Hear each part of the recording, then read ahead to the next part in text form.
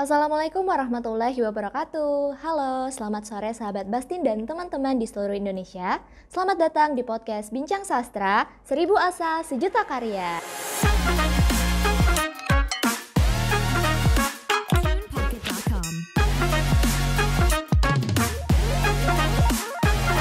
Nah teman-teman, sebelumnya apa kabar semuanya? Semoga tetap sehat ya di masa pandemi ini.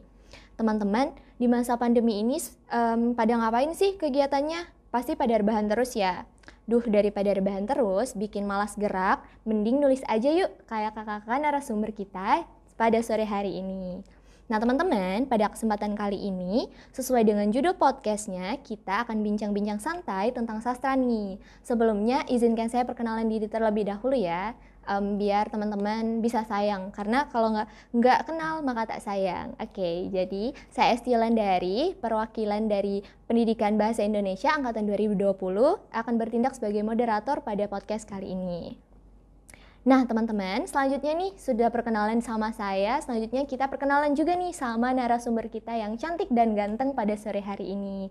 Ada kakak berjilbab abu-abu dan mas berkemeja abu-abu yang super kece. Mungkin bisa memperkenalkan diri terlebih dahulu. Dari kakak dulu mungkin. Sebelumnya, Assalamualaikum warahmatullahi wabarakatuh. Perkenalkan, namaku Fatimah Zamrudul Jannah, dipanggil aja Faat. Aku mahasiswa dari Pendidikan Bahasa dan Sastra Indonesia Angkatan 2019. Wih, Paat aja apa Paat sayang nih? Paat aja. Oke. Paat sayang belum. Belum ya? Nanti ya? Oke. Oke, kalau mas yang satunya nih, siapa nih namanya nih? Assalamualaikum warahmatullahi wabarakatuh. Halo semuanya, halo sahabat bahasa di seluruh Indonesia. Perkenalkan, nama saya Muhammad Aditya Wisnuwardana, panggil saja Aditya atau Wardana, dari Pendidikan Bahasa dan Sastra Indonesia Angkatan 2020. Salam kenal semua. Halo Mas Adi. Halo. Lagi sibuk apa nih Mas sekarang? Sibuk apa ya? Bahan mungkin. Oh, Mahir. wah, nggak sibuk syuting tuh Mas? Syuting apa? Adit dan Soko Jarwo. Oke teman-teman, nah tadi kan sudah kenal ya sama para narasumber kita pada sore hari ini. Nah selanjutnya nih, kita kenalan juga sama materi atau tema pokok bahasan yang akan kita bahas pada podcast kali ini nih. Nah jadi, kali ini kita tuh akan membahas tentang sastra. Jadi apa sih sebenarnya yang dimaksud sastra? Jadi sastra itu adalah ungkapan ekspresi manusia berupa karya tulisan atau lisan berdasarkan pemikiran, pendapat, pengalaman, hingga keperasaan dalam bentuk yang imajinatif, cerminan kenyataan, atau data asli yang dibalut dalam kemasan estetis melalui media bahasa. Nah, dengar-dengar dari pengertiannya nih Kak, kayaknya membosankan banget ya Kak, bahas tentang sastra, aduh, dari pengertiannya aja udah panjang banget, pasti bikin bosan. Nah, tapi sekarang ini di era milenial, sastra itu sudah dikemas dengan kemasan yang lebih menarik dan media yang lebih bervariatif tentunya, ya kan Kak? Iya. Nah, jadi kita mau nanya nih sama kakak-kakak di sini, gimana sih pendapat kakak sendiri tentang sastra di era milenial? Mungkin siapa dulu yang mau jawab nih? Halo dulu ya. Siapa ya? Jamsweet gimana nih? Oke. Mungkin dari kakak dulu dipersilahkan. Oke. Jadi menurutku sastra di era sekarang ini tuh salah satu media yang gampang-gampang susah gitu. Gampangnya itu sekali sentuh kita bisa kayak menciptakan sebuah sastra gitu ya, sebuah karya. Susahnya itu nggak semua orang itu bisa apa ya, bisa kayak lancar gitu ya. Jadi perlu banyak berlatih aja sih. Salah satu bentuk latihannya itu sering-sering buka kayak aplikasi-aplikasi media. Kan sekarang kan banyak banget aplikasi yang menunjang kita untuk menulis gitu. Wah, aplikasi apa nih Kak? Mungkin bisa kasih bocoran sedikit sama teman-teman? Boleh sebut nih? Boleh, boleh. Salah satu aplikasi yang kebetulan juga aku pakai untuk menulis, melancarkan kemampuanku menulis itu salah satunya itu aplikasi storyal.co. Oke, mantap. Kalau Mas Adit sendiri gimana nih Mas pendapatnya tentang sastra milenial? Oke, kalau sebenarnya kalau menurut saya ya Kak, itu tidak jauh beda dengan pernyataan dari Kak Faat. Nah tapi di sastra milenial atau di zaman milenial dengan perkembangan zaman dan teknologi yang begitu cepat dan masif gitu ya Kak. Nah kita ketahui sekarang kan dunia tidak hanya 4.0 kan, itu di dunia luar udah mencapai 5.0 kan. Nah, itu bisa menjadi pandangan tersendiri bagi kita, generasi muda, generasi milenial, itu seharusnya mampu mengembangkan kebahasaan atau kesastraan dengan menggunakan media-media sosial. Seperti kita ketahui kan, saat ini itu ada istilah sastra cyber. Nah, ini Kak Faat udah pernah dengar belum yang Pernah, sastra pernah. cyber? Nah, Aku belum pernah dengar nih, apa Belum tuh pernah. sastra cyber? Ayo kasih tahu. Oke. Kalau sastra cyber itu sepengertian saya ya, jika melihat beberapa artikel-artikel itu kayak sastra yang mempunyai bahasan mengenai teknologi, kemudian perkembangan zaman yang itu menitik beratkan pada salah satu teknologi. Nah, itu bisa menjadi salah satu upaya sih jika kita sebagai generasi muda dalam mengembangkan atau mengekspresikan diri sendiri atau mengekspresikan sebuah karya melalui media sosial atau platform-platform media lainnya. Gitu sih. Oke, nah berarti sekarang ini sudah banyak ya Kak media-media yang bisa digunakan untuk bersastra. Jadi nggak ada alasan lagi nih untuk malas-malasan, rebahan terus, karena kita itu berkarya banyak sekali medianya saat ini, betul ya Kak? Betul. Nah, sebagai kaum milenial nih, Kakak kan tadi sudah menyebutkan pandangan Kakak mengenai sastra milenial. Nah, lalu pastinya Kakak juga melakukan kontribusi dong untuk memperkenalkan sastra kepada masyarakat luas. Mungkin bisa diceritakan nih sama teman-teman kontribusi seperti apa sih yang Kakak berdua ini lakukan untuk memperkenalkan sastra begitu. Coba dulu nih. Mungkin gantian ya. Oh, gantian Adit dulu saya. sekarang, iya. Oke, kalau saya sendiri ya untuk mengembangkan atau gimana ya istilahnya memberdayakan bahasa Indonesia gitu ya, istilahnya memberdayakan bahasa Indonesia, memberdayakan kesastraan Indonesia. Sebenarnya kita dapat kembangkan dari diri kita sendiri sih, seperti penggunaan bahasa ataupun susunan kebahasaan yang baik dan benar. Mungkin dari kadang-kala kan kita mahasiswa selalu membuat artikel terus mengirimkan ke jurnal atau membuat makalah lah, laporan gimana, itu seharusnya menggunakan bahasa yang sesuai kaidah gitulah, kaidah kebahasaan Indonesia yang baik dan benar. Nah, itu menurut saya salah satu upaya dalam mengembangkan kebahasaan atau kesastraan Indonesia. Begitu sih menurut saya. Betul sekali. Nah, kalau Kakak sendiri setuju nggak nih sama pernyataan Kak Adit tadi? Ya, setuju sih. Kalau aku setuju banget. Mungkin bisa sedikit menambahkan ya. Boleh, Kalau boleh. aku kalau Kak Adit kan lebih ke penggunaannya dalam kayak penulisan ilmiah ya. Kalau aku lebih ke penggunaan sehari-hari gitu. Misal menggunakan misal typo gitu kan. Kita bisa berlatih membiasakan diri menggunakan kata saltik terus apa gitu sih. Memperkenalkan dengan orang-orang sekitar secara yang mudah-mudah dulu. Oke, jadi lingkupnya nggak perlu jauh-jauh dulu ya Kak. Betul. Sekitar kita juga harus dijadikan medianya nih buat bersastra. Nah, tadi kan Kakak sudah membahas kontribusi nih. Nah, pasti Kakak juga sudah menghasilkan karya kan? Nah, mungkin bisa diceritakan lagi nih sama teman-teman. Kakak ini udah ngasilin karya apa aja gitu. Biar bisa mungkin teman-teman nanti baca juga, biar lebih populer. Promosi juga. Iya, bisa. Oke. Siapa dulu nih yang Siapa dulu ya? Gamsit Bapak. kali ya. Oke. Nah, Bapak At mungkin? Oke, alhamdulillah anak saya. Waduh, udah punya anak lagi. Iya, buku yang telah aku lahirkan, waduh, itu alhamdulillah ada 2 gitu sih. Alhamdulillah. Itu novel. Kalau untuk kayak antologi puisi, cerpen itu udah beberapa, sedikit lupa mungkin belasan gitu. Waduh, saking banyaknya sampai lupa ya Mbak ya? Gitu. Oke, kalau Mas Adit sendiri Kalau gimana? saya sendiri ya sebenarnya kalau saya itu bukan karya saya sendiri sih, karena saya kolaborasi Waduh, dengan teman saya. kolaborasi. Iya, kolaborasi. Ini nyebut universitas lain nggak apa-apa ya ini? Boleh. Ini kolaborasi dengan salah satu mahasiswa di Universitas Muhammadiyah Malang. Waduh, lintas provinsi kolaborasi teman-teman. Lintas provinsi ini. Karena pada saat itu saya dengan teman saya itu mempunyai pandangan untuk gimana sih caranya menerbitkan buku, terus mempublikasikan buku juga tanpa sepeser pun biaya. Nah, itu pemikirannya kenapa sih nggak nyoba untuk buat proposal gitu. Nah, terus mencoba kita berpikir kenapa nggak buat proposal tadi ya, proposal terus kita kirimkan ke salah satu penerbit. Nah, itu menunggu sekitar 1 bulan 2 bulanan sih kalau nggak salah dulu, itu mendapat kabar ya kalau didanai sama diterbitkan. Nah, di situ saya berpikiran sama teman saya, kenapa nggak nyoba nerbitkan buku lagi. Nah, ini di tahun ini juga mencoba sih menerbitkan ke Mizan Publishing.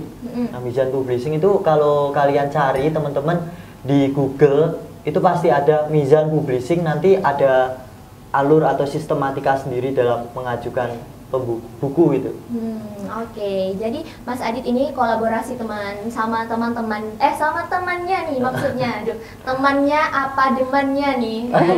Teman aja. Teman aja ya. Teman aja. Nggak pakai teman sehati nih Mas? Enggak. Oke, kalau Mbak Faat sendiri apakah berkolaborasi sama teman-temannya atau sama pacarnya juga? Aduh, alhamdulillah saya sendirian aja.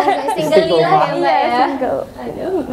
Oke nih, jadi selanjutnya ya, tadi kan sudah diceritakan sama teman-teman kalau sudah menghasilkan karya, Mbak Faat sudah bikin buku, Mas Adit juga sudah bikin buku. Nah, pasti ada prosesnya ya sebelum penciptaan karya tersebut. Nah, mungkin bisa diceritakan lagi nih sama teman-teman di rumah, gimana sih prosesnya biar Mbak Faat dan Mas Adit itu bisa sampai di tahap publishing buku itu sendiri, gimana sih? Nah, seperti yang saya jelaskan tadi ya, sebenarnya proses penciptaan karya sastra saya itu atau proses penciptaan penulisan yang pertama itu saya berawal sejak kelas 1 SMA. Jadi kelas 1 SMA sampai lulus dan sampai berlanjut sekarang itu saya memfokuskan diri dalam hal kepenulisan. Namun pada SMP atau jenjang SMP dulu itu saya fokusnya ke hal-hal yang praktik. Jadi kayak praktik baca puisi, pidato, sama monolog. Nah, terus saya berpikir, kenapa saya nggak mengembangkan potensi diri saya ke hal yang lebih ke jenjang yang lebih selanjutnya gitu ya, yaitu ke karya sastra penulisan. Nah, di situ saya juga berpikiran di tahun-tahun ini, tahun 2021 ini, saya berpikiran dengan teman saya, kenapa nggak karya sastra kita bukukan saja? Karena kan kalau dibukukan itu kalangannya luas gitu ya. Sedangkan kalau dengan teman saya itu pada awalnya itu cuma pakai media platform media sosial gitu, kayak di Instagram, terus Kompasiana blog, sama punya website sendiri gitu ya. Nah, terus saya berpikiran sama teman saya itu, kenapa nggak dibukukan saja tapi nggak pakai uang. Jadi kita bukukan tapi nggak ada dana yang dikeluarkan gitu, karena kan jika nggak salah itu penerbit kayak mengeluarkan uang gitu ya, Mbak, untuk menerbitkan buku. Oh iya, biasanya penerbit indie. Iya, penerbit indie, betul. Nah, itu saya berpikiran, dulu waktu SMA saya juga pernah berkutik gitu ya sama hal-hal yang mungkin administrasi kayak proposal. Nah, di situ saya sama teman saya juga berpikir, kenapa kamu nggak buat proposal terus diajukan ke penerbit atau ke salah satu lembaga gitu agar bisa didanai. Nah, di situ mungkin coba-coba ya, awalnya itu kayak coba-coba, terus kurang lebih 1 atau 2 bulanan itu dapat kabar bahwa proposal yang kita ajukan diterima. Nah, di situ ya mungkin suatu kesenangan sendiri, karena pada awal atau pertama kali gitu ya, pertama kali kita didanai untuk diterbitkan gitu, Kak. Oke, berarti Kakak nih sudah ahli dalam membuat proposal gitu ya? Ya seperti itulah. Sudah pakarnya lah ya. Nah, kalau dari Kakak sendiri nih, kayak gimana sih tantangannya? Tadi kan Kak Adit sudah menceritakan prosesnya. Nah, mungkin sekarang dari Kak Adit dan Kak Faat sendiri bisa menyebutkan nih tantangan yang dihadapi dalam proses penciptaan karya.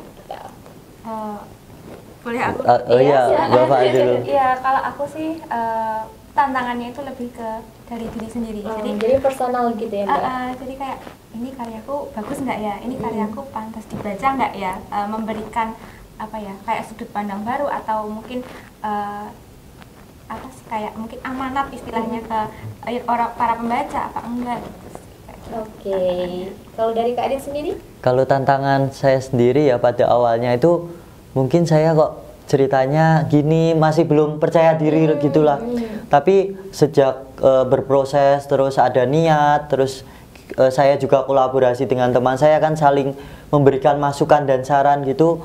Jadi ya lebih tertata begitu cerita. Mungkin tantangan yang pertama itu dari diri kita sendiri. Dari diri kita sendiri, apakah ada niat atau enggak dalam meneruskan karya sastra ke jenjang yang lebih baik lagi gitu. Oke, nah teman-teman bisa didengarkan dari Kak Faat dan Kak Adit tadi menyebutkan kalau memang pada dasarnya diri kita sendiri itu merupakan faktor penghambat yang kadang tuh membuat kita tuh malas dalam berkarya. Nah mungkin dari kakak-kakak sekalian bisa memberikan pesan untuk teman-teman di rumah yang mungkin sedang mau berkarya atau sedang dalam proses berkarya mungkin biar lebih termotivasi dan konsisten. Ibu silakan Kak. Siapa? Ayo siapa dulu, rebutan mulu ya dari tadi ya. Dari saya sendiri ya. Iya. Untuk pesan kepada teman-teman sahabat bahasa dan sahabat Indonesia khususnya sebagai generasi muda, generasi milenial kita semua, ya kita seharusnya mampu memberikan sebuah inovasi, kreativitas dan solutif di lingkungan masyarakat, yaitu salah satunya kita sebagai mahasiswa pendidikan bahasa Indonesia gitu ya, mengembangkan atau apa itu istilahnya memajukan bahasa Indonesia di kancah internasional, yaitu salah satunya menggunakan bahasa Indonesia yang baik dan benar. Kemudian sebagai generasi muda kita harus mempunyai satu karya sih kalau semasa hidup ya harus mempunyai satu karya yang mungkin akan terkenang di masa tua atau masa-masa mungkin jika kita sudah punya anak gitulah intinya. Itu ada satu karya yang bisa kita lebih-lebihkan gitu. Nah kemudian kita sebagai mahasiswa yang tentunya generasi muda begitu ya, tentunya kita sebagai peredukator atau per leader gitu ya, harus mampu memberikan sebuah solusi ataupun kemajuan di lingkungan masyarakat. Salah satunya ya dengan karya sastra itu sendiri sih. Jadi berkarya harga mati gitu ya Kak? Ya betul. Nah kalau dari Kak Fat sendiri nih? Kalau dari aku sederhana aja sih. Apa yang kita bisa ngasih apa sih ke orang lain yang memberikan manfaat dan mungkin memberikan ya kayak yang aku bilang tadi, pandangan baru gitu loh. Jadi sesuatu yang kita kasih yang bisa dikenang sama orang-orang dan mungkin sampai kita nggak ada pun masih ada bukti fisiknya. Oke, jadi intinya dedikasi diri lah ya Mbak. Iya, Oke. Nah teman-teman, banyak banget nih pelajaran dan juga hal-hal penting yang bisa kita dapat dari sesi podcast kali ini. Terima kasih buat Kak Faat dan juga Kak Adit yang telah meluangkan waktunya nih. Pasti sangat sibuk ya. Banyak banget kegiatannya, lagi kuliah, terus nyambi juga bikin karya. Nah, tapi udah sempet-sempetnya nih menyempatkan waktu untuk berbagi bersama di podcast Bastin 2021. Nah, sebelum kita tutup nih, kita mau ada jargon dulu nih dari podcast Bastin 2021. Nanti kalau aku bilang sastra, kakak-kakak bilang 1000 asa, sejuta karya. Gayanya gini ya, 1000 asa, sejuta karya. Oke, kita siap. hitung bareng-bareng ya. 1, 2, 3. Sastra 1000 asa, sejuta karya. Baiklah teman-teman, sahabat Bastin dan seluruh teman-teman mahasiswa di rumah, sekian podcast Bastin 2021. Sampai berjumpa di podcast Bastin selanjutnya. Akhirul kata, saya ucapkan Assalamualaikum warahmatullahi wabarakatuh. Dadah. Sampai jumpa. Dadah.